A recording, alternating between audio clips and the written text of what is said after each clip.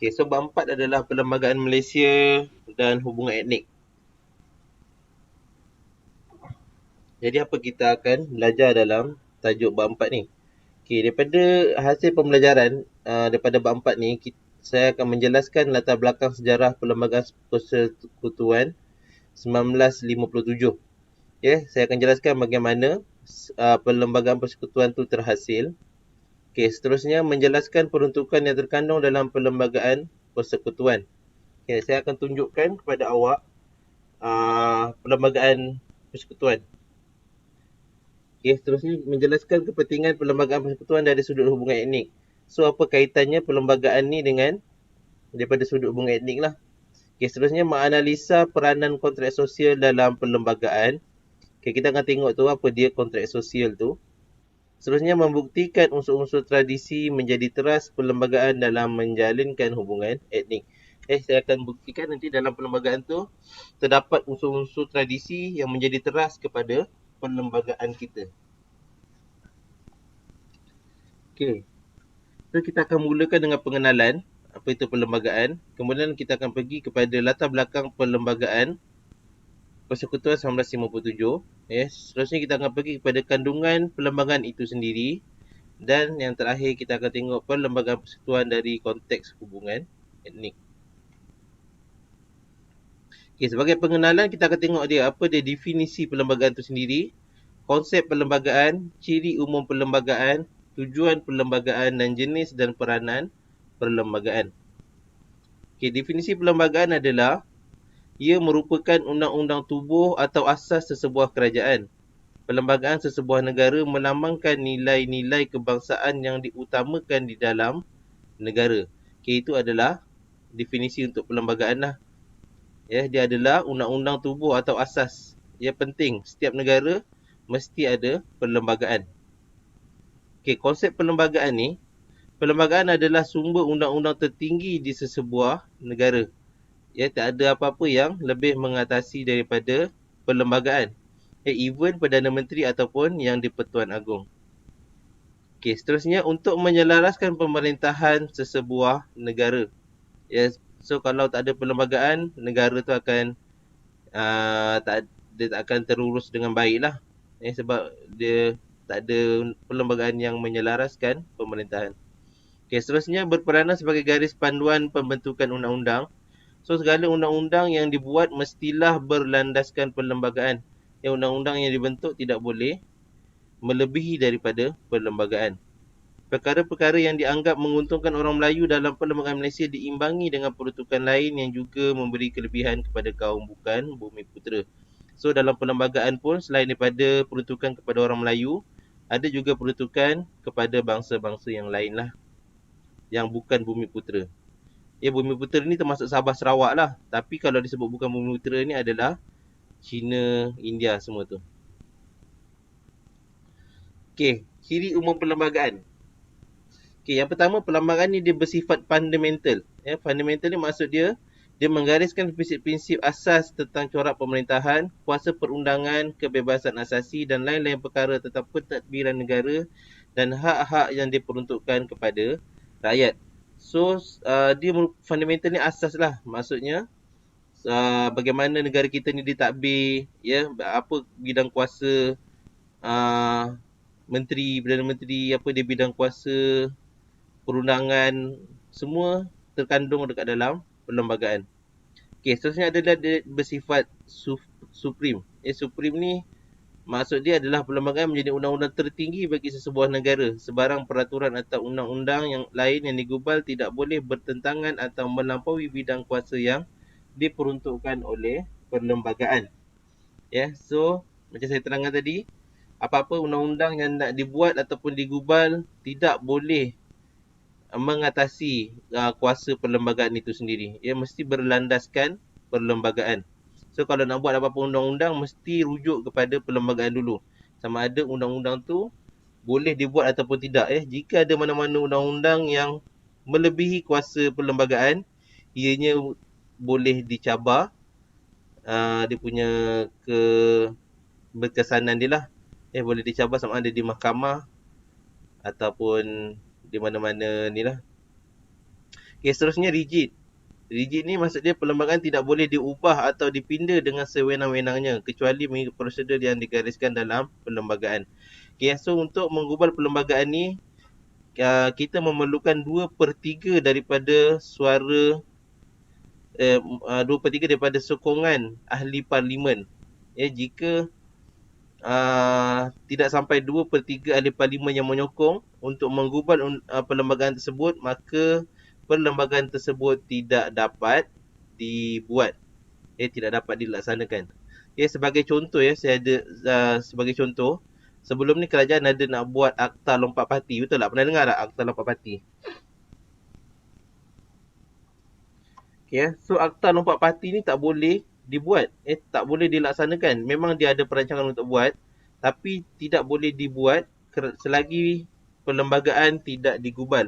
Sebab di dalam perlembagaan dibenarkan untuk mana-mana ahli parlimen melompatlah. So selagi perlembagaan itu tidak digubal, akta lompat parti tidak dapat dilaksanakan lah.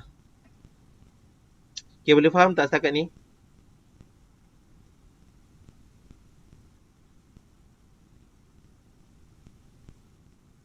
Ikhwan, faham ya? Boleh. Okay. Okay, jangan senyap ya. Nanti saya ingat awak semua tak ada. Okay, seterusnya adalah tujuan perlembagaan. Okay, yang pertama, perlembagaan ni bertujuan untuk menetapkan peraturan bagi mengawal pergerakan atau kebebasan rakyat dan kerajaan. So dalam perlembagaan dia ada tulis apa hak rakyat, apa kebebasan rakyat dan apa juga kebebasan kerajaan. So kerajaan tidak boleh melakukan sewenang-wenangnya lah. Dia ada perlembagaan yang membatasi kuasa mereka. Sama juga rakyat pun dia ada perlembagaan yang membenarkan rakyat ataupun yang menghalang rakyat daripada melakukannya. Okay, sebagai contoh, kalau hak bersuara adalah hak rakyat lah. So mana-mana kerajaan tidak boleh menghalang daripada rakyat dia untuk bersuara lah. Okay, yang kedua, menjadi garis panduan untuk menyelesaikan sesuatu pertikaian yang timbul. So kalau ada pertikaian yang berlaku, ia boleh dirujuk di dalam perlembagaan. Terutamanya dari segi pentadbiran lah. So jika ada apa masalah yang berlaku dalam bidang pentadbiran terutamanya, kita boleh rujuk kepada perlembagaan. Okay, yang ketiga adalah memelihara keamanan dan kestabilan politik. So kalau tak ada perlembagaan ni, ahli politik ni dia boleh buat sesuka hatilah. So dengan adanya perlembagaan ni, sepatutnya ahli politik ataupun rakyat mestilah patuh kepada perlembagaan. Barulah negara boleh aman. Okay, seterusnya yang keempat, memperuntukkan hak-hak tertentu kepada setiap warga negara dalam konteks perhubungan kaum. So dalam perlembagaan ni dia ada mendetailkan hak-hak setiap kaum ataupun setiap warga negara di dalam Malaysia. Okay, seterusnya adalah jenis perlembagaan. Perlembagaan ni ada dua jenis lah. Yang pertama adalah perlembagaan bertulis. Yang kedua, perlembagaan tidak bertulis. Perlembagaan bertulis ni adalah perlembagaan yang dikumpulkan dan disusun dalam satu kanun ataupun dokumen. Seperti Malaysia, kita ada satu dokumen perlembagaan. Sukar dipinda kecuali wujud peruntukan dalam perlembagaan yang membenarkannya. Ini saya dah terangkan tadi, perlembagaan ni tak boleh ditukar atau dipinda sewenang-wenangnya. Tak mudahlah nak pinda. Seterusnya, perlembagaan tidak bertulis ni, semua prinsip perlembagaan yang tidak terkumpul dalam satu dokumen seperti adat resam, tradisi, undang-undang yang dirumuskan oleh parlimen dan keputusan-keputusan mahkamah. Contohnya negara yang mengamalkan ni adalah United Kingdom, New Zealand dan Israel. Sama juga macam undang-undang tubuh, undang-undang apa yang dekat Negeri Sembilan tu, Minangkabau punya undang-undang semua tu, itu adalah perlembagaan tidak bertulis lah. Maknanya dia hanya disampaikan daripada mulut ke mulut je. Dia tak ada satu dokumen yang menulis mengenai perlembagaan tersebut. So peranan perlembagaan untuk menentukan cara pemerintahan sesebuah negara itu dilakukan. Semua negara tak sama cara pemerintahannya. Malaysia dia ada cara pemerintahan sendiri. So cara pemerintahan Malaysia tu telah ditentukan di dalam perlembagaan. So kita tak boleh tukar lah cara pemerintahan kita Kalau nak tukar, kena tukar perlembagaan. Okay, membatasi bidang kuasa pemerintah.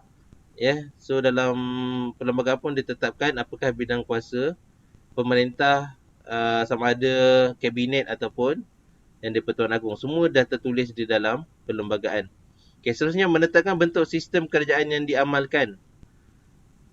So sama juga macam saya sebut tadi. So dia dah tetapkan kita ni, negara kita mengamalkan, sebagai contohlah, negara kita mengamalkan demokrasi berparlimen dan raja berperlembagaan. So itu adalah pegangan cara pemerintahan negara kita yang kita amalkan. Seterusnya menjelaskan hak-hak yang diperuntukkan kepada rakyat. Okay, ini pun saya dah terangkan tadi. Okay, kita akan pergi ke topik seterusnya adalah latar belakang perlembagaan Persekutuan 1957. Di mana ia mula dilakukan semasa penubuhan Malayan Union. Kemudian kepada Perjanjian Persekutuan Tanah Melayu 1948. Seterusnya adalah Jawatan Kuasa Hubungan Antara Kaum 1949. Perjanjian London, Suruhan Jaya Red 1956, Memorandum Perikatan dan Tolak Ansur Antara Kaum 1956 hingga tahun 1957. Ciri-ciri Perlembagaan Persekutuan Tanah Melayu 1957. Okey, kita mulakan dengan penubuhan Malayan Union. Okey, selepas Jepun menyerah kalah dan British datang semula ke Tanah Melayu, Parlimen British telah meluluskan Malayan Union pada 10 Oktober 1945. Seperti mana yang disebut dalam ayat tu tadi, lepas British menyerah kalah, keluar daripada Tanah Melayu.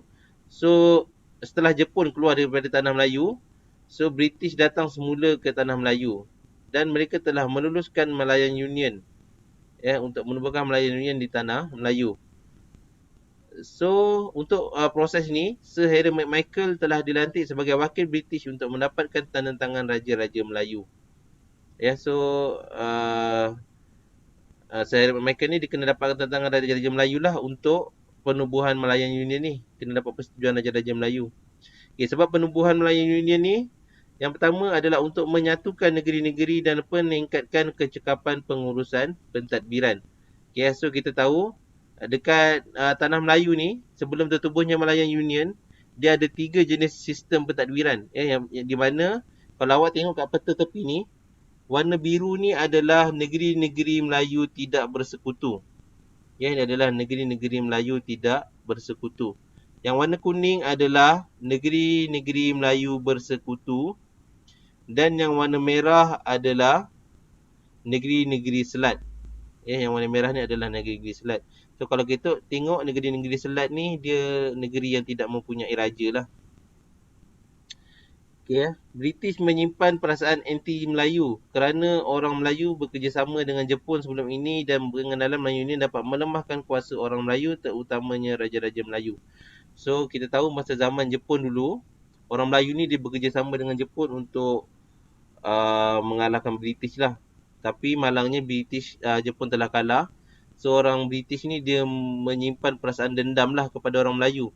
So dengan menubuhkan Malayan Union ni, dia dapat melemahkan orang Melayu, terutamanya kuasa Raja-Raja Melayu. Sebab kuasa Raja-Raja Melayu di bawah Malayan Union adalah terhad kepada Islam sahaja. Kuasa dia terhadap Islam saja. So kuasa Raja-Raja Melayu telah dikecilkan. Yang menjadi asas kepada British untuk masyarakat tempatan memerintah negara sendiri. Walaupun dia melemahkan orang Melayu, sebenarnya dia juga telah mendidik ataupun mengajar orang Melayu bagaimana cara untuk mentadbir negara sendiri. Sebab dalam Malayan Union ni dia akan serapkan orang-orang Melayu lah untuk pentadbiran. So biasa pertujuan penubuhan Malayan Union ni dia ada yang positif, ada yang negatif. Yang positifnya, dia dapat menyatukan negeri-negeri dan meningkatkan kecekapan pengurusan pentadbiran. So bila dah disatukan, lagi senanglah untuk mentadbir negeri. Seterusnya menjadi asas untuk masyarakat tempatan memerintah negara sendiri. So dalam Malayan Union ni, orang-orang tempatan, orang Melayu akan dilantik sebagai dia punya sebahagian daripada pentadbiran lah. Seterusnya mewujudkan sistem pentadbiran yang cekap dan seragam. So bila semua dah disatukan, pentadbiran akan lebih cekap lah dan seragam sebab undang-undang semua senang untuk dilaksanakan bawah satu sistem. Seterusnya menyediakan tanah Melayu ke arah berkerajaan sendiri. Seterusnya tujuan negatif dia, dia melemahkan kuasa orang Melayu, terutamanya Raja-Raja Melayu. Macam saya terangkan tadi, dengan penubuhan Malayan Union ni, kuasa Raja-Raja Melayu tak hanya terhad kepada agama Islam. Okay, seterusnya mengurangkan dan mengawal kuasa politik orang Melayu. Okay, so Melayu dah kurang berpolitik lah sebab mereka berada di bawah pemerintahan Malayan Union. Apa, penentangan terhadap British tu akan lebih berkurang lah. Sebab dalam pentadbiran Malayan Union sendiri terdapat orang Melayu. Okay, menjimatkan perbelanjaan pentadbiran British. So bila dah disatukan lebih menjimatkan wang lah. Seterusnya menjamin terus penguasaan British dan memastikan sumbangan golongan imigran mengukuhkan pertahanan British. So bila semua tentera-tentera telah disatukan di bawah satu pentadbiran, so dia punya ketenteraan lebih kuat lah untuk menghalang daripada penjajah-penjajah lain datang. Okay, ini adalah ciri-ciri Malayan Union yang nak dibuat tersebut ya. Okay, yang pertama, semua negeri Melayu kecuali Singapura disatukan di bawah pemerintahan Gubernur British. Gubernur ini pula dibantu oleh Majlis Mesyuarat Perundangan dan Majlis Undangan. Okay, semua negeri disatukan kecuali British di bawah pemerintahan Gubernur British tadi. Okay, lepas tu Gubernur ni akan dibantu oleh Majlis Mesyuarat Persekutuan dan Majlis Undangan. Dia seperti Majlis Mesyuarat Persekutuan ni seperti parlimen lah. Majlis Undangan ni seperti sidang DUN. Dekat setiap negeri pun ada dia punya sidang DUN dia. So itulah konsep dia. Sebenarnya apa yang kita amalkan pada negara kita sekarang ni sebenarnya adalah daripada zaman British dulu lagi lah telah diamalkan sistem parlimen dan sistem DUN tu. Okay, seterusnya Singapura dijadikan tanah jajahan berasingan di bawah seorang Gubernur British. So Singapura ni dia ada seorang lagi Gubernur British, dia berasingan daripada tanah Melayu tadi. Seterusnya kedaulatan Raja-Raja Melayu dihapuskan. Maksudnya dihapuskan ni Raja-Raja Melayu hanya berkuasa untuk berkaitan dengan agama Islam sahaja. Seterusnya hak kerakyatan yang sama bagi semua orang tanpa mengira bangsa dan keturunan.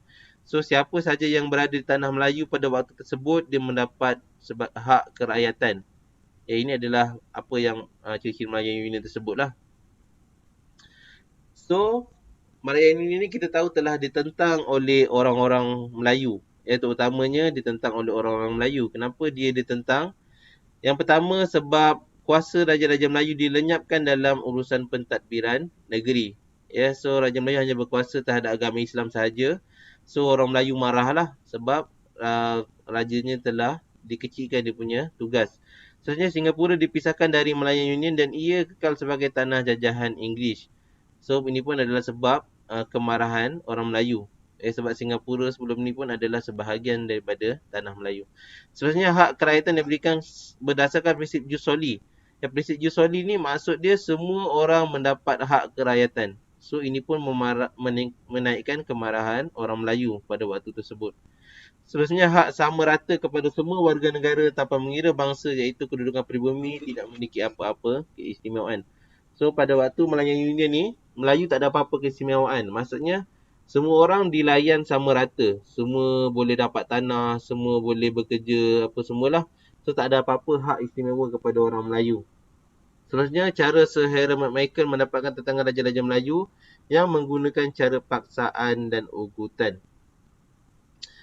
So kita tahu ada Raja-Raja Melayu yang tak setuju dengan penubuhan Malayan Union ni. Tapi Sir Harry Michael ni telah mengugut Raja-Raja Melayu ni supaya setuju dengan penubuhan Malayan Union. Okay, ini adalah proses penentangan Malayan Union.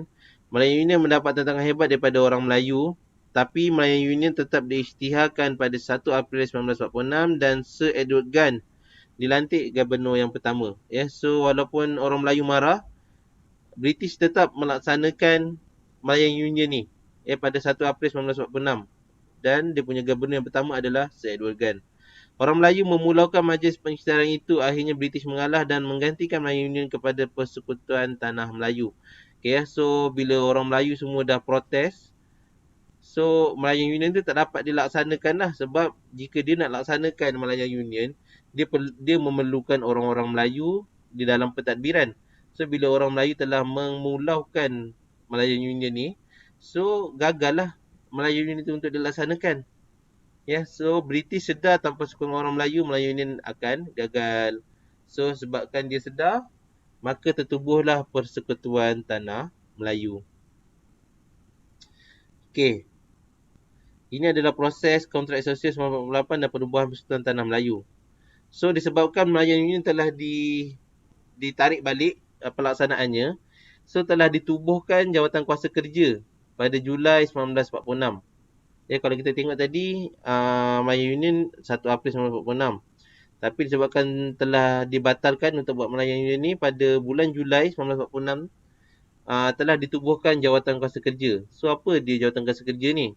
Dia terdiri daripada 4 wakil Raja-Raja Melayu, 2 wakil UMNO dan 6 pegawai British. Tugas mereka adalah untuk merangka sebuah perlembagaan baru yang boleh diterima oleh orang Melayu. So kalau kita tengok tadi, ciri-ciri Melayu Union tadi tu ramai yang tak puas hati. So dia orang terpaksa buat perlembagaan barulah untuk supaya diterima oleh semua orang. Okey, selepas tu pada Disember 1947, ditubuhkan pula Jawatan Kuasa Perundingan. Apa tujuan dia ni? Okey, Jawatan Kuasa Perundingan ni dia terdiri daripada orang Eropah, China dan India. Dia bertujuan untuk mendapatkan pandangan orang bukan Melayu mengenai perlembagaan Persekutuan Tanah Melayu. So, Jawatan Kuasa Kerja tadi dia dah buat perlembagaan untuk Tanah Melayu. So, tugas Jawatan Kuasa Perundingan ni, dia nak dapatkan pandangan orang orang bukan Melayu terhadap perlembagaan yang telah dibuat tadi. Ya, perlembagaan yang dibuat tadi tu diminta pandangan daripada orang bukan Melayu lah. Itu adalah tugas Jawatan Kuasa Perundingan. Persekutuan Tanah Melayu telah akhirnya diisytiharkan pada 1 Februari 1948. So, perjanjian yang mempunyai beberapa ciri penting ke arah pemerintahan sendiri membawa kepada penubuhan CLC. Ya, so pada tahun 1948, Persekutuan Tanah Melayu telah diisytiharkan lah. Okay, ini adalah perkara yang terdapat di dalam kontrak sosial pada tahun 1948. Ya, peruntukan dalam kontrak sosial 1948 menjamin peranan dan ketuanan Melayu dalam proses politik negara. Ia mengambil kira kedudukan bukan Melayu iaitu China dan India dalam negara yang bakal merdeka dari Inggeris, merupakan hasil proses tawar-menawar antara Melayu dan bukan Melayu. Kontrak sosial 1948 menjadi asas kepada perlembagaan Persekutuan Tanah Melayu 1948. Okey, ini adalah ciri-ciri perlembagaan Persekutuan Tanah Melayu 1948 yang telah dibuat tadilah. Okey, yang pertama,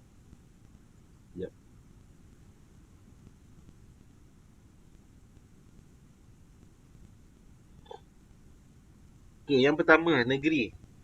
Dalam Persekutuan Tanah Melayu ni, 9 negeri termasuk Pulau Pinang dan Melaka. Singapura kekal tanah jajahan yang berasingan. Okey, Sultan pula. Sultan diberi semula kuasa pemerintahan tetapi dengan nasihat Majlis Mesyuarat Kerajaan dan Majlis Undangan Negeri. Yang maknanya Sultan setiap negeri tu kuasanya dikembalikan semula. Tetapi telah ditubuhkan Majlis Mesyuarat Kerajaan. Maknanya ESCO lah. Kita tahu setiap negeri ni dia ada ESCO dia. Dan Majlis Undangan Negeri ni adalah seperti sidang DUN. Maknanya apa yang kita buat sekarang ni sama macam zaman British dulu. Samalah Persekutuan Tanah Melayu tu. Sampai sekarang kita masih mengamalkan sistem yang sama. Iaitu kita ada ESCO setiap negeri dan kita ada majlis sidang DUN. Okey, daripada segi kewarganegaraan pula, syarat-syaratnya telah diperketatkan lah. Yang pertama, lahir di Tanah Melayu dan telah bermuasatin 8 dari 12 tahun sebelum permohonan. Okay, dia mesti lahir kat Tanah Melayu. So kalau dia dah bermuasatin selama 8 hingga daripada 12 tahun, dia boleh mendapat warga negara. Okay, ataupun dia telah menetap dan bermuasatin di Tanah Melayu tidak kurang daripada 15 tahun daripada 20 tahun sebelum permohonan. Ataupun umur minimum, jika dua-dua tu dia ada, maknanya dia boleh mohon kewarganegaraan lah. Umur minimum bagi kedua-dua situasi tersebut adalah 18 tahun dan mempunyai pengetahuan bahasa Melayu yang baik. Okey, Bumiputera pula, orang Melayu diberi hak keistimewaan sebagai kaum Bumiputera dan mempunyai perwakilan terbesar dalam kerajaan persekutuan dan kerajaan negeri. Okey, daripada segi pentadbiran, Kerajaan Persekutuan Tanah Melayu akan diketuai oleh Pesuruhjaya Tinggi British. Ya, dia ni kuasa Pesuruhjaya Tinggi British ni besar lah. Dia macam yang di-Pertuan Agong sekarang ni lah. Ya, tapi dulu dia diketuai oleh Pesuruhjaya Tinggi British. Dibantu Majlis Perundangan Persekutuan dan Majlis Mesyuarat Kerja Persekutuan. Ya, Majlis Mesyuarat Kerja ni adalah sistem ahli bertaraf menteri. Kiranya kabinet sekarang ni, menteri-menteri itu adalah Majlis Mesyuarat Kerja. Dulu dipanggil sebagai Majlis Mesyuarat Kerja. Sekarang dipanggil sebagai kabinet. Yang Majlis Mesyuarat Kerja Persekutuan dianggotai 3 ahli ex officio, 4 anggota rasmi serta 5 hingga 7 ahli tidak rasmi yang dilantik Pesuruhjaya Tinggi. Okay, untuk Majlis Perundangan pula, dia merupakan sama macam sistem parlimen kita sekarang. Ya. Majlis Perundangan Persekutuan dipengerusikan oleh Pesuruhjaya Tinggi, mempunyai 3 ahli ex officio, 9 orang yang dipertua Majlis-Majlis Mesyuarat Negeri, 2 wakil Majlis Tempatan Melaka dan Pulau Pinang, 10 ahli rasmi serta 50 ahli tidak rasmi. Ya, semua ni dilantik oleh Pesuruhjaya Tinggi British. Time ni tak ada lagi pilihan raya ya. Semua ni kebanyakannya adalah lantikan lah. Ya, tak ada lagi pilihan raya pada waktu ni. So, pada tahun 1949, ditubuhkan pula Jawatan Kuasa Hubungan Antara Kaum ataupun CLC. Singkatan dia adalah CLC. Apa tujuan Jawatan Kuasa Hubungan Antara Kaum ni diwujudkan? Dia dianggotai oleh Melayu dan Cina. Melayu diwakili oleh UMNO, iaitu yang diketuai oleh Datuk On Jaafar. Cina pula diwakili oleh MCA, yang diketuai oleh Tun Tan Cheng Lock. Turut dianggotai daripada wakil India, Ceylon, Serani dan Eropah. Pengerusi CLC ni adalah Datuk E.E.C. Turai Singham. Penasihat dia pula adalah Sir Malcolm McDonald. So, apa dia? Kompromi UMNO dan CLC ni. So dia ada kompromi lah. So, yang pertama, dia komprominya adalah untuk melonggarkan syarat kerakyatan. Sebab syarat kerakyatan yang dibuat sebelum ni dalam Perlembagaan Tanah Melayu tu terlalu ketat lah. Bantuan ekonomi dan pelajaran kepada orang Melayu. Pilihan raya peringkat Majlis Bandaraya Negeri dan Majlis Perundangan Persekutuan. Waktu ni baru dicadangkan untuk buat pilihan raya. Daripada segi pendidikan pula, telah disetujui bahawa Melayu dan Inggeris sebagai bahasa pengantar. Adalah cerita mengenai pilihan raya. Pilihan raya yang pertama telah berlangsung pada tahun 1951 pada Disember 1951 untuk pilih wakil-wakil dalam Majlis Perbandaran Pulau Pinang. Pada waktu ni pilihan raya hanya dilakukan di Pulau Pinang sajalah.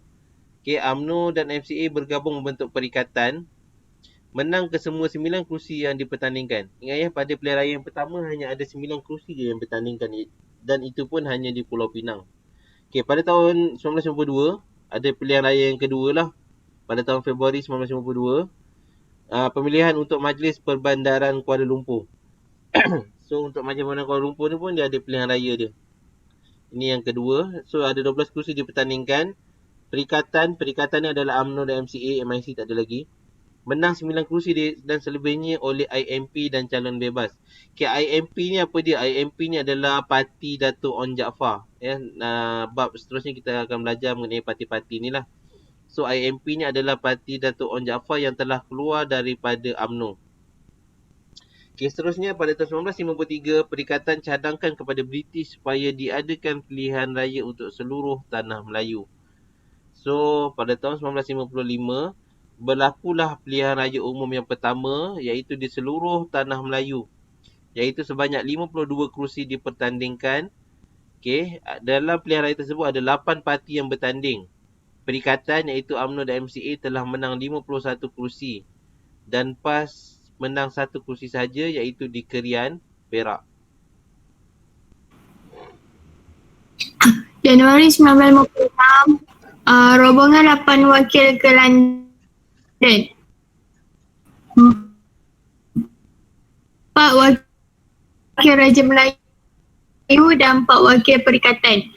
diketuai Tengku Abdul pegawai British sebagai usaha menuntut kemerdekaan. Wakil Raja Melayu seperti Ketua Dato' Panglima Bukit Kantang MB Perak, Encik Abdul Aziz Haji Abdul Majid MB Yusri, MB Johor, Dato' Nik Ahmad Kamil Haji Mahmud bekas MB Kelantan,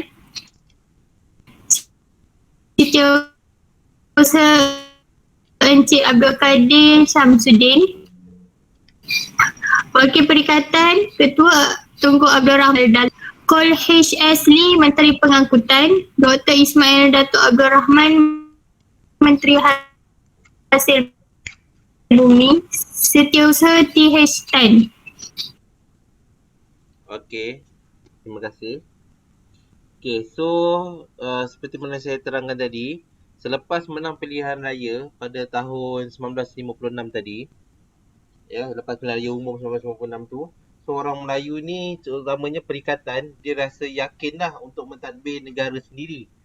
So sebab tu dihantar rombongan ke London ni untuk meminta, untuk berunding dengan British untuk menuntut kemerdekaan lah. Ya, so untuk rombongan London ni telah dihantar 8 orang wakil. Ya, yang pertama, 4 orang yang pertama adalah wakil daripada Raja-Raja Melayu. Sebenarnya adalah wakil daripada Parti Perikatan. Okay, tadi nama-nama tu awak boleh tengok lah. Tadi Zarifah dah baca kan nama-nama dia. So tu adalah nama-nama wakil rombongan London. Perjanjian London ditandatangani pada 8 Februari 1956 dan hasilnya persetujuan. British berikan kemerdekaan Tanah Melayu pada 31 Ogos 1957. Tanah Melayu berada dalam lingkungan Commonwealth dan menjalankan pemerintahan secara demokrasi. British mendapat hak menempatkan tenteranya di Tanah Melayu. Sebuah badan bebas ditubuhkan bagi menggubal perlembagaan Tanah Melayu, iaitu Suruhanjaya RIT. Jawatan Setiausaha Kewangan dan Pengarah Gerakan akan diganti dengan Menteri Kewangan dan Menteri Pertahanan yang dipegang oleh rakyat tempatan. Okey, terima kasih ya. So setelah pulang daripada perjanjian setelah perjanjian London tu ditandatangani pada 8 Februari 1956, so hasil dia adalah yang pertama British setujulah untuk Tanah Melayu ni merdeka pada 31 Ogos 1957. Okey, lepas tu selain daripada tu walaupun merdeka tapi British berhak untuk mendapatkan penempatan tenteranya di Tanah Melayu. Okay, sebab dia tak naklah ada penjajah lain yang masuk ke Tanah Melayu. Lepas beri kemerdekaan, dia tengok ada penjajah lain datang pula ke Tanah Melayu untuk menjajah. Okay, so disebabkan kemerdekaan ni, so Suruhanjaya RIT telah ditubuhkan. Tujuan Suruhanjaya RIT ni ditubuhkan adalah untuk menggubal perlembagaan Tanah Melayu yang telah dibuat tadi pada tahun 1948 tu. So dia nak gubal balik perlembagaan tu selaras dengan negara yang merdeka lah. Dan jawatan Setiausaha Kewangan dan Pengarah Gerakan akan diganti dengan Menteri Kewangan dan Pertahanan, ya. So sebelum ni nama Menteri Kewangan dan Menteri Pertahanan ni adalah Setiausaha Kewangan dan Pengarah Gerakan. Ya, sebelum ni kedua-dua jawatan ni dipangku oleh orang British. Ya, sebab orang British ni memang dia peganglah duit Tanah Melayu ni, duit negara. Dan tentera pun dipegang oleh orang British. So diorang tuntut untuk dapatkan balik jawatan Menteri Kewangan dan Menteri Pertahanan ni kepada rakyat tempatan, dan ia telah dipersetujui oleh British. Okay, so ini adalah gambar wakil rombongan London tersebut lah. Dari sini, peristiwa berlaku dengan derasnya. Tengku berangkat ke London hendak menggubal perlembagaan baru. Diiringi dengan kasih sayang dan tahan setia serta doa restu penduduk Melayu, beliau pun berangkat dari Singapura dengan perasaan yakin berjaya kerana di dalam sesingkat masa saja, beliau telah menyatu padukan penduduk Melayu.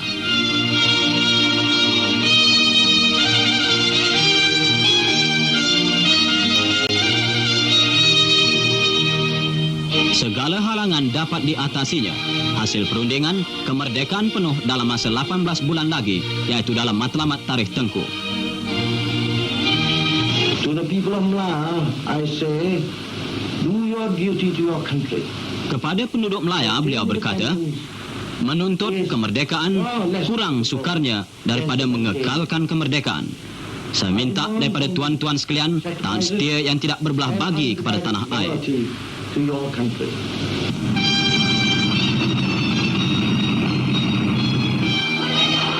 Negeri riang gembira, tetapi tidak seketika pun Tengku melalaikan rakyat akan tugas besar yang mereka sekalian hadapi. Sabar dan korban perlu, kerana kerja belumlah selesai. Atas pengorbanan dan taat setia tuan, kata beliau, saya akan bina negara Melayu.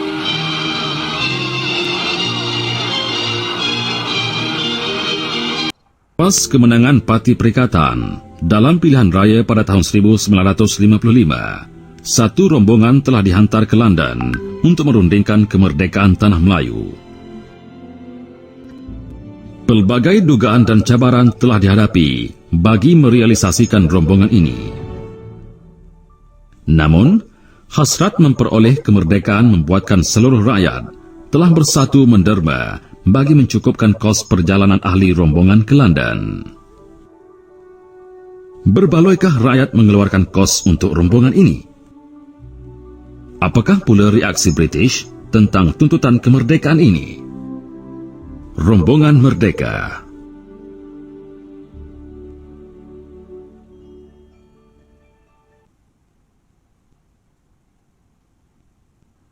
Rombongan Merdeka 1956.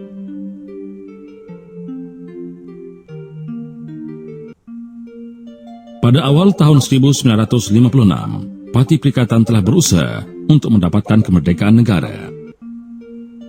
Tunku Abdul Rahman telah berunding dengan Raja-Raja Melayu dan British untuk mendapatkan kemerdekaan. Mereka bersetuju untuk mengadakan mesyuarat rasmi dengan kerajaan British. Hasil persetujuan tersebut terjadilah Rombongan Merdeka. Rombongan ini terdiri daripada 4 orang wakil Raja-Raja Melayu dan 4 orang wakil Parti Perikatan. Wakil Raja-Raja Melayu terdiri daripada Datuk Panglima Bukit Gantang, Abdul Aziz Osman, Datuk Muhammad Seth, dan Datuk Nik Ahmad Kamel. Manakala wakil Parti Perikatan ialah Tunku Abdul Rahman, Datuk Dr. Ismail, Tun H. Hesley, dan Tun Abdul Razak Hussein. Kerjasama rombongan ini umpama berat sama dipikul, ringan sama dijinjing. Rombongan ke London ini diketuai oleh Tunku Abdul Rahman. Orang ramai memberikan sokongan padu kepada Tunku Abdul Rahman dan rombongannya. Mereka menaruh harapan yang tinggi untuk menuntut kemerdekaan daripada pihak British. Matlamat rombongan Merdeka adalah untuk membuat rundingan kemerdekaan Persekutuan Tanah Melayu dengan pihak British. Beberapa keputusan telah dicapai sebagai asas perundingan untuk mendapatkan kemerdekaan negara. British bersetuju menandatangani Perjanjian London.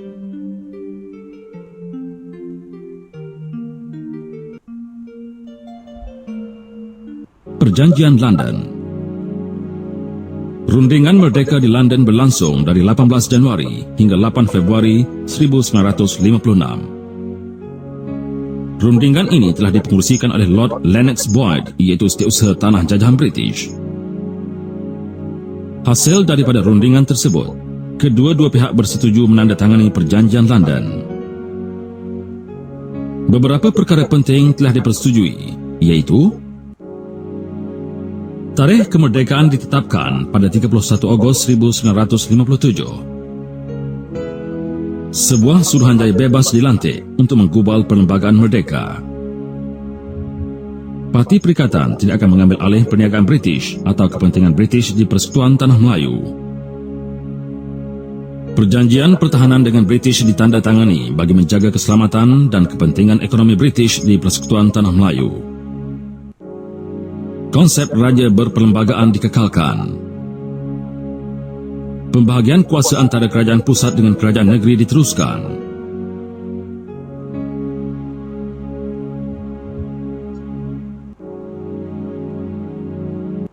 Okey, seterusnya adalah Suruhanjaya Red. Tadi saya dah kata Suruhanjaya Red ni ditubuhkan untuk menggubal semula Perlembagaan Tanah Melayu 1948 tu lah.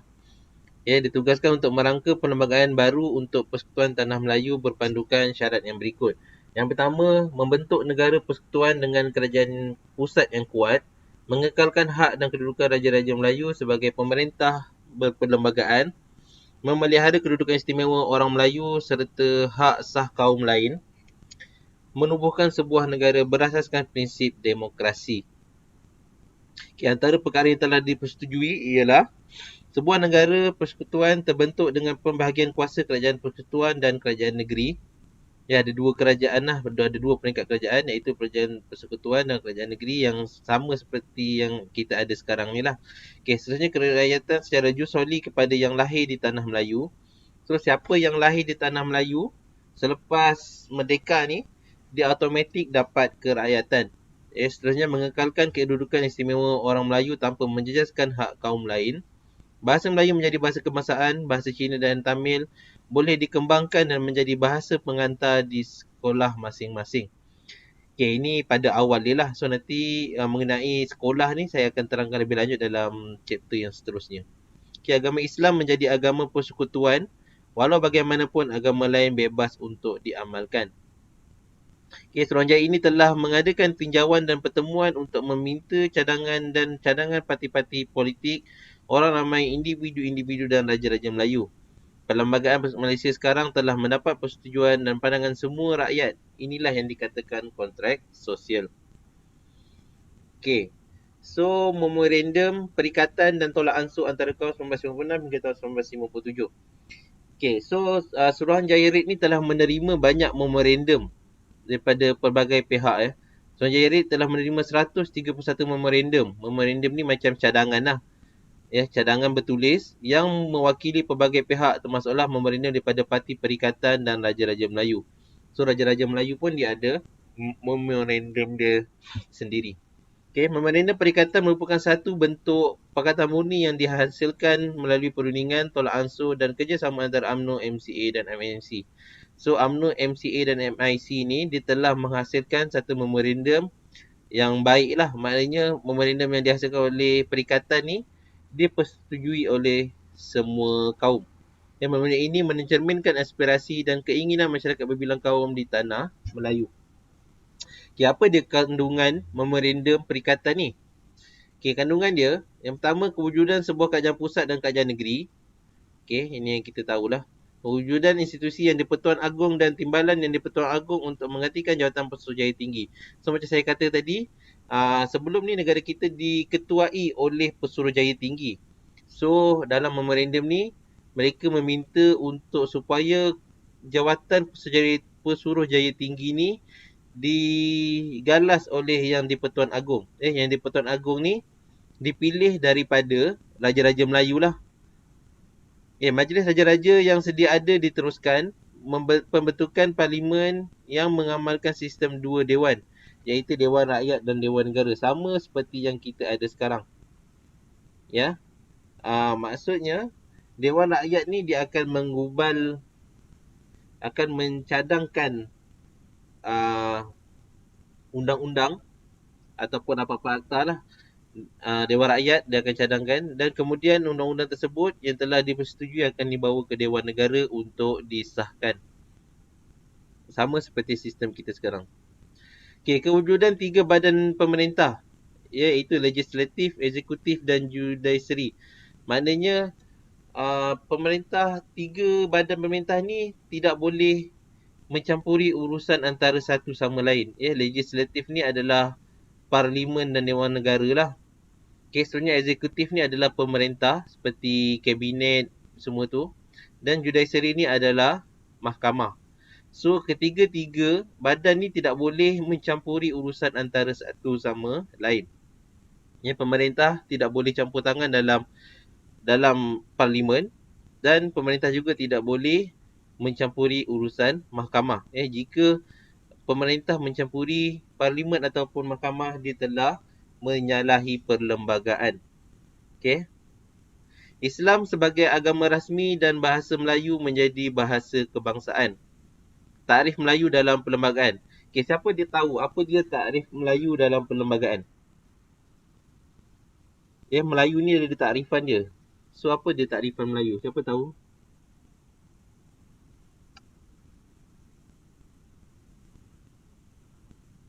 Farid Hidayat. Tak tahu Takrifan sir. Melayu. Apa yang awak faham pasal Melayu? Melayu tu apa? Melayu ni Takkan kaum bangsa sendiri tak tahu apa dia Melayu Melayu tu apa yang awak faham? Dia tahu Melayu ni Islam. Agama Islam lagi.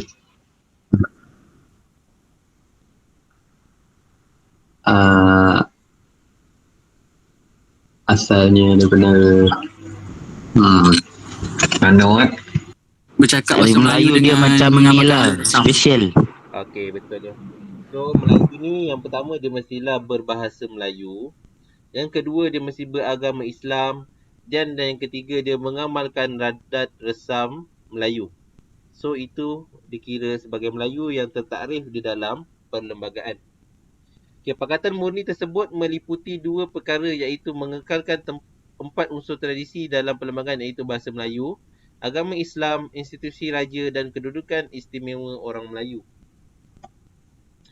Okay, ini adalah ciri-ciri perlembagaan baru yang dibuat oleh Suruhanjaya Red itulah pada tahun 1957. Yang pertama, dalam perlembagaan tu dia ada menyatakan struktur kerajaan. Yang kedua, dia menyatakan kewarganegaraan. Yang ketiga, dia menyatakan mengenai bahasa Melayu. Dan yang keempat, dia menyatakan mengenai agama Islam dan kedudukan istimewa orang Melayu. Okay, ini adalah struktur kerajaan yang terdapat di dalam perlembagaan tersebut lah. Okay, yang pertama, Ketua Negara. Ketua Negara diketuai oleh YDPA yang di-Pertuan Agong. Dipilih dalam kalangan orang-orang Raja-Raja Melayu. So, kita tahu kita ada Raja-Raja Melayu, ada berapa? 9 Raja-Raja Melayu. So, yang di-Pertuan Agong akan dipilih daripada kalangan Raja-Raja Melayu tersebut lah. Memegang jawatan untuk tempoh 5 tahun. So, sama macam Perdana Menteri, sama dengan macam kerajaan ni lah yang memerintah. Selepas menang pilihan raya, dia orang akan memerintah selama 5 tahun. So, sama juga Ketua Negara. Setiap 5 tahun dia akan ditukar Ketua Negara, iaitu YDPA ni akan bertukar setiap 5 tahun. Okey, seterusnya adalah Ketua Kerajaan. Tadi Ketua Negara, sekarang adalah Ketua Kerajaan. Ketua Kerajaan diketuai oleh Perdana Menteri. Dilantik dalam kalangan parti yang mempunyai bilangan anggota majoriti dalam Dewan Rakyat. Maksudnya parti yang menang dalam pilihan raya, seorang wakil akan dilantik untuk menjadi Perdana Menteri. Okey, mengetuai sebuah kabinet sebagai badan pemerintah yang tertinggi. So, Perdana Menteri tersebut dia akan membentuk kabinet dia lah untuk memerintah negara. Dalam kabinet itu terdapat menteri-menteri lah. Okey, seterusnya adalah Badan Perundangan, sebuah badan peringkat pusat yang mengandungi dua dewan, iaitu Dewan Rakyat dan Dewan Negara. Okey, so sama konsep dia seperti sekarang kita ada dua dewan, iaitu Dewan Rakyat dan Dewan Negara. Okey, Ketua Perlembagaan dan Ketua Kerajaan, maksudnya kerajaan negeri lah. Ketua Perlembagaan bagi setiap negeri adalah Sultan ataupun Raja. So negeri yang mempunyai raja, dia akan diketuai oleh Sultan ataupun Raja lah. Bagi negeri yang tak ada raja, dia akan dilantik. Okey, ini Ketua Kerajaan pula untuk setiap negeri adalah Menteri Besar ataupun Ketua Menteri. Untuk negeri yang tak ada raja, dia akan diketuai oleh Ketua Menteri. Seperti Pulau Pinang, dia tak ada Menteri Besar, dia ada Ketua Menteri. Sama juga Melaka dan Sabah Sarawak lah. Okey, seterusnya Dewan Undangan Negeri. setiap negeri mempunyai ahli dewan tersendiri. Dewan Dun lah, sidang Dun. Dipilih melalui pilihan raya untuk tempoh 5 tahun. Sama juga setiap negeri pun dia mempunyai pilihan raya untuk pilih kerajaan yang memerintah untuk setiap negeri. Okey, seterusnya kita tengok pula kewarganegaraan yang terdapat dalam perlembagaan. Mereka yang dilahirkan di persekutuan yang di persekutuan pada atau selepas hari mereka. So siapa yang lahir pada hari mereka ataupun selepas pada hari mereka automatik akan mendapat hak kewarganegaraan.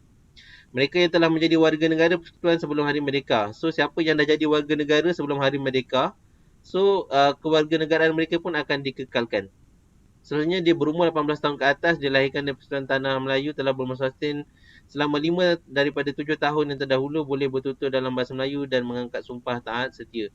So jika orang tu telah bermustatin lebih 5 tahun di Persekutuan Tanah Melayu dan umur dia syarat mesti 18 tahun ke atas lah. Selain tu dia boleh bertutur bahasa Melayu dan mengangkat sumpah taat setia kepada Tanah Melayu, so dia akan dapat hak kewarganegaraan. Ataupun dia berumur 21 tahun ke atas, dilahirkan di luar persekutuan tetapi telah bermustatin selama 8 tahun.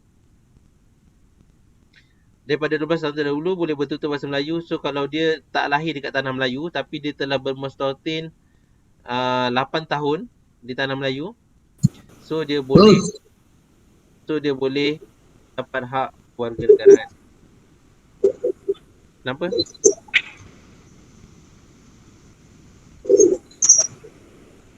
Silap. Ada yang cakap ke? Ada nak tanya?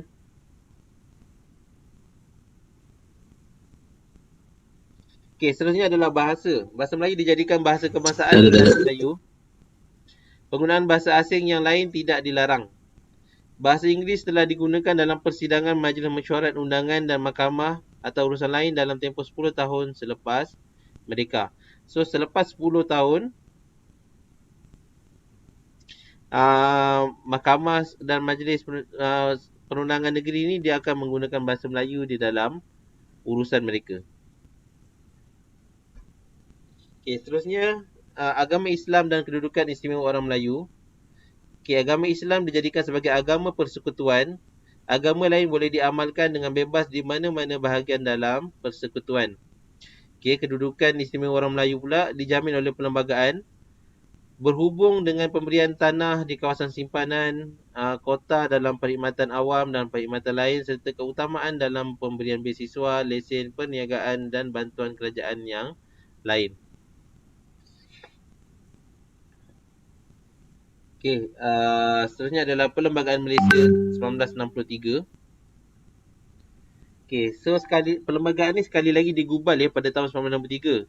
Kenapa digubal lagi sekali? Sebab kemasukan Sabah dan Sarawak dan Singapura ke dalam Tanah Melayu. So perlembagaan tahun 1997 ni telah digubal sekali lagi pada 16 September 1993. Okey, so penggubalan ni taklah dia buat banyak pun, dia buat sikit je.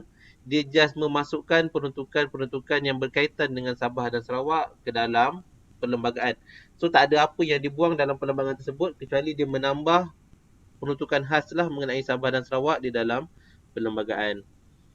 Okey, seterusnya kita akan tengok kandungan perlembagaan persekutuan yang ada sekarang ni lah. Okey, ini adalah perlembagaan kita. So awak boleh baca sendiri sebab banyak dalam perlembagaan ni. So awak boleh baca. Awak boleh Google atau awak boleh tengok dalam slide ni lah saya dah letakkan. Saya tak nak ulas semua ni. Saya akan ulaskan sebahagian perkara yang berkaitan dengan hubungan etnik. Banyak dalam perlembagaan ni. Okey, perlembagaan persekutuan dalam konteks hubungan etnik. Apa unsur-unsur tradisi yang terdapat dalam perlembagaan persekutuan? Okey, unsur-unsur tradisi penting kerana menjadi faktor utama untuk mewujudkan identiti Malaysia dan memupuk persefahaman serta perpaduan. Unsur tradisi juga merupakan satu kontrak sosial yang dipersetujui semasa menggubal perlembagaan. Unsur-unsur tradisi meliputi bahasa kebangsaan, agama persekutuan, kedudukan istimewa orang Melayu dan bumi putera Sabah Sarawak serta pemerintahan beraja. Okey, ini adalah antara perkara yang berkaitan hubungan etnik yang terdapat di dalam perlembagaan. Terdapat 11 perkara lah yang utama. Iaitu yang pertama adalah perkara 3. Perkara 3 ni dia menyentuh mengenai agama bagi agama Islam sebagai agama persekutuan. Perkara 8 dia menyentuh mengenai hak kesamarataan. Perkara 10 dalam kurungan 4 adalah kebebasan bercakap, berhimpun dan berpersatuan. Perkara 11 dia berkata mengenai kebebasan beragama. Perkara 14 mengenai kewarganegaraan melalui kuat kuasa undang-undang. Perkara 38 mengenai Majlis Raja-Raja. Perkara 89 mengenai tanah simpanan Melayu. Perkara 121 dalam kurungan 1 dalam kurungan A, kuasa kehakiman persekutuan. Perkara 150 dalam kurungan 6 dalam kurungan A mengenai proklamasi darurat. Okey, yang proklamasi darurat ni baru je berlaku dalam negara kita ya. Perkara 152 bahasa kebangsaan. Perkara 153 perizaban kota berkenaan dengan perkhidmatan, permit dan sebagainya bagi orang Melayu dan anak negeri mana-mana antara negeri Sabah dan Sarawak. Okey, kita tengok perkara 3. Perkara 3 tadi dia menyentuh mengenai Islam ialah agama bagi persekutuan, tetapi agama-agama lain boleh diamalkan dan dengan aman dan damai di mana-mana bahagian persekutuan. So apa diimplikasi daripada perkara 3 ni? Pihak kerajaan iaitu persekutuan dan negeri mempunyai kebebasan kuasa dan keistimewaan untuk menubuhkan, menyelenggara, membantu penubuhan institusi Islam. Okey, seterusnya melaksanakan ajaran Islam, mengeluarkan perbelanjaan yang diperlukan untuk tujuan itu. So daripada perkara 3 ni, Kerajaan Persekutuan dan Negeri dia mempunyai hak untuk menubuhkan, contohnya nak buat masjid ataupun sekolah agama boleh dibuat. Ya, dan mereka juga boleh mengeluarkan peruntukan iaitu ataupun belanjawan ataupun bajet untuk tujuan agama Islam itu sendiri. Okey, rasional dia, kebebasan beragama walaupun Islam adalah agama rasmi. Ya, Islam telah diterima sebagai agama negeri-negeri Melayu, penggunaan undang-undang Islam telah diiktiraf. Ya, kita ada mahkamah syariah. Seterusnya, semasa penjajahan British, English, kedudukan agama Islam langsung tidak diganggu dan Inggeris menyerahkan urusan agama Islam kepada Raja-Raja Melayu. Ini macam saya terangkan tadilah. Ya, walaupun Raja-Raja Melayu telah dikurangkan kuasa dia, tapi kuasa mengenai Islam tetap di bawah Raja-Raja Melayu. Dia sesuai dengan takrif Melayu itu sendiri. Ya, perkara 160 tadi takrif Melayu kita kata Melayu kan beragama Islam, bahasa Melayu dan mengamalkan adat istiadat Melayu. So dia tak bertentangan lah dengan perkara 160. So sesuailah Islam dijadikan sebagai agama persekutuan. Okey, ini seterusnya adalah perkara 11. Perkara 11 dia menyentuh mengenai kebebasan beragama. Dasar kebebasan beragama, agama lain boleh diamalkan dengan aman dan damai di mana-mana bahagian persekutuan. Setiap orang berhak untuk menganut dan mengamalkan takluk kepada perkara 11 dan kurungan 4. Ya, so tak ada orang boleh memaksa untuk anut agama tertentu lah. Ya, kita tak boleh paksa orang bukan Islam untuk menganut agama Islam sebab ianya terdapat di dalam perlembagaan. Ya, boleh berdakwah. Ya, kita Islam boleh berdakwah tapi kita tak boleh paksa mereka untuk menerima Islam. Seterusnya, peruntukan perlembagaan berkaitan dengan kebebasan beragama. Perkara 11 dan kurungan 4, undang-undang negeri dan wilayah boleh menyekat atau mengawal pengembangan agama-agama lain kepada agama Islam. Okey, dekat Malaysia ni agama Islam saja yang boleh didakwahkan kepada kaum agama lain ya, tapi agama lain tak boleh berdakwah kepada orang Islam. So kalau ada nampak mana-mana agama lain seperti yang selain daripada Islam lah ya, cuba didakwah kepada penganut Islam, so kita boleh report kepada polis lah. Okay, perkara 12 dan kurungan 3, larangan memaksa penganut menerima ajaran dan upacara sembahyang bukan agamanya ya. So kita tak boleh paksa mana-mana agama untuk mengamalkan cara agama kita ataupun sebaliknya. Okay, perkara 24, penetapan beragama bagi yang berumur bawah 18 tahun. Perkara 11 dan kurungan 3 menyatakan tiap-tiap kaum kumpulan agama berhak untuk menguruskan hal ehwal agamanya sendiri. Okay, so agama contohnya Kristian, Buddha, diorang boleh uruskan agama mereka sendiri, menubuhkan dan menyelenggarakan institusi bagi maksud agama atau khairat. So Kristian, Buddha semua diorang boleh tubuhkan diorang punya persatuan ataupun tempat sembahyang diorang. So kerajaan tidak larang, diorang boleh tubuhkan. Memperolehi dan memiliki harta benda serta memegang dan mentadbirnya mengikut undang-undang. Okey. Seterusnya, Perkara 152 dia menyentuh mengenai bahasa kebangsaan iaitu bahasa Melayu dan hendaklah dalam tulisan yang diperuntukkan melalui undang-undang oleh Parlimen. Okay, apa implikasi daripada perkara 152 ni?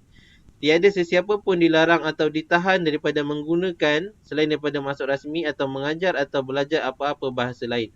So walaupun bahasa Melayu sebagai bahasa kebangsaan, tetapi untuk mempelajari bahasa lain tidak salah.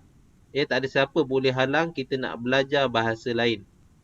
Kerajaan berhak mengekalkan penggunaan dan pembelajaran bahasa lain dalam pembelajaran bahasa lain dalam persekutuan. So bahasa lain pun boleh diajar di sekolah lah. Rasional dia perlunya bahasa kebangsaan bagi menyatu padukan rakyat pelbagai kaum. So kalau untuk menyatukan padukan rakyat kita yang berbilang kaum ni, kita mesti ada satu bahasa lah untuk menyatukan. Jika orang Melayu cakap Melayu, orang Cina cakap Cina, orang India cakap India, so bangsa tersebut tak akan bersatu padu lah. Sebab kita tak faham bahasa Cina, orang Cina tak faham bahasa Melayu, kita pun tak faham bahasa India. So bila semua cakap-cakap sendiri, dia umpama macam ayam dengan itik lah. Kita ayam tak faham itik, itik tak faham ayam. So kita tak akan bersatu padu lah. So maknanya sebagai warga negara, walaupun dia berbangsa Cina ke India ke ataupun tak kisahlah dia bangsa apa pun, kena pandai cakap Melayu. Even kalau Bangla pun, kalau kita tengok dia datang dekat sini pun bekerja, dah ramai yang pandai cakap Melayu. So agak menyedihkan lah jika ada bangsa Cina atau India tak pandai cakap Melayu. Sebab sedangkan Bangla pun boleh cakap Melayu. Bahasa Melayu telah menjadi lingua franca di Nusantara sejak berabad lamanya. So masa zaman Kesultanan Melayu Melaka pun, bahasa Melayu ni telah jadi bahasa rasmi untuk jual beli dekat situ. Bahasa Melayu lebih mudah dipelajari dan bersifat lebih tekal dari segi istilah dan sebutan. Maksudnya bahasa Melayu ni senang lah. Dia tak adalah strict sangat bahasa Melayu ni. So kalau Bangla pun kita tengok dia cakap terbalik-terbalik pun kita still boleh faham apa yang dia cakap. Maksudnya kalau bahasa lain mungkin kalau terbalik susah nak faham. Tapi kalau bahasa Melayu ni disebut pelat-pelat ke apa ke, kita tetap boleh faham apa yang diorang kata. Bahasa Melayu telah digunakan secara meluas sebelum Perang Dunia bagi tujuan rasmi. Perkara 153 pula, dia menyentuh tentang kedudukan istimewa orang Melayu dan Bumiputera Sabah Sarawak. Apa implikasi perkara 153 ni? Yang di-Pertuan Agong dikehendaki melaksanakan dasar bagi melindungi keistimewaan orang Melayu dan Bumiputera dari segi jawatan dalam perkhidmatan awam, biasiswa, pendidikan, perniagaan dan kemudahan khas lain yang diberikan. So, dalam perlembagaan ni, dalam jabatan perkhidmatan awam ataupun biasiswa, termasuklah pendidikan dan perniagaan, dia ada kota khas untuk orang Melayu. Dia ada kota khas untuk orang Melayu dan dia dilindungi oleh Yang di-Pertuan Agong. Perlu dilaksanakan berhati-hati untuk memastikan tiada sesiapa merasakan kehilangan hak yang dinikmati mereka selama ini akibat daripada pelaksanaan dasar tersebut.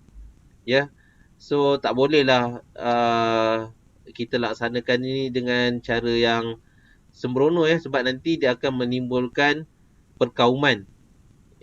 Seterusnya perkara ini juga dia melindungi kaum-kaum lain iaitu yang adalah menjadi tanggungjawab YDPA untuk melindungi hak-hak mereka yang sah melalui pertukaran lain. So apakah rasional perkara ini? Yang pertama, kerakyatan. Prinsip jus soli diterima pakai oleh orang bukan Melayu harus aku hak keistimewaan orang Melayu. So disebabkan tanah Melayu ni mengamalkan prinsip jus soli iaitu siapa yang lahir selepas merdeka ataupun pada hari merdeka mendapat warga negara. So orang yang bukan Melayu ni dia orang kena akur lah dengan keistimewaan orang Melayu. Kesuanya perkhidmatan awam. Orang Melayu yang terlalu sedikit yang bekerja dalam sektor kerajaan semasa zaman penjajahan di awal kemerdekaan. So kita tahu dalam perkhidmatan awam ni banyak orang-orang Cina lah terutamanya. So untuk meramaikan Melayu dalam perkhidmatan awam, orang Melayu dalam perkhidmatan awam, so sebab itulah perkara 153 ini dibuat. Ekonomi pula, orang Melayu hanya menjadi pemerhati kepada kepesatan ekonomi tanah Melayu. So kita tahu sebelum merdeka, orang Melayu ni banyak duduk di kawasan pedalaman ataupun kawasan perkampungan lah. Banyak melakukan pertanian. So ditubuhkan jugalah perkara 153 ni sebab nak bantu Melayu untuk bangun lebih pesat untuk join dalam kepesatan ekonomi ni untuk join dalam bisnes. Sebab tu kerajaan dia ada buat banyak bantuan kepada Melayu dalam perniagaan. So korang jangan lepaskan peluang ni. Kerajaan banyak memberi kelebihan kepada Melayu. So dari segi pendidikan pun, kesukaran untuk mendapat pendidikan kerana majoriti orang Melayu adalah miskin, terutamanya di luar bandar. So kita tengok Melayu ni miskin. So kalau dia nak masuk ke sekolah, terutamanya masuk ke universiti ni agak sukar lah, sebab dia orang tak ada duit kan. So sebab tu dia berikan keutamaan kepada orang Melayu. Sebab tu kalau kita tengok adanya UiTM hari ni UiTM ni khas kepada orang Melayu, dan subsidi kerajaan terhadap UiTM ni tinggi lah. Maknanya dia nak bantu orang Melayu. So orang Melayu ni banyak dapat kelebihan So jangan lepaskan peluang. Korang boleh pergi lebih jauh kalau betul-betul manfaatkan apa yang kerajaan dah beri ni. Seterusnya perniagaan, bimbingan dan bantuan. Ni macam saya terangkan tadi, dalam perniagaan ni kerajaan banyak berikan bantuan kepada orang Melayu, termasuklah Bumiputera, Sabah dan Sarawak. So kesimpulannya, rakyat Malaysia perlu mengambil iktibar daripada pengorbanan yang telah ditujukan oleh generasi terdahulu dalam menghayati erti sedia berkorban, berakomodatif dan rela berkongsi kuasa. Konteks sosial telah diterima sebagai satu kenyataan sejarah dan harus diterima untuk menjaga hubungan etnik di Malaysia. Menghormati hak dan kepentingan setiap golongan etnik seperti mana yang termaktub dalam Perlembagaan Malaysia sangat perlu dihayati bersama agar dapat menghindari sebarang konflik yang wujud. So semua kaum, tak kira Melayu, Bumiputera, Sabah, Sarawak, Cina, India dan lain-lain, hendaklah menghormati Perlembagaan Malaysia. Barulah kita dapat hidup dengan harmoni. Kalau tak, kita akan bergaduh lah.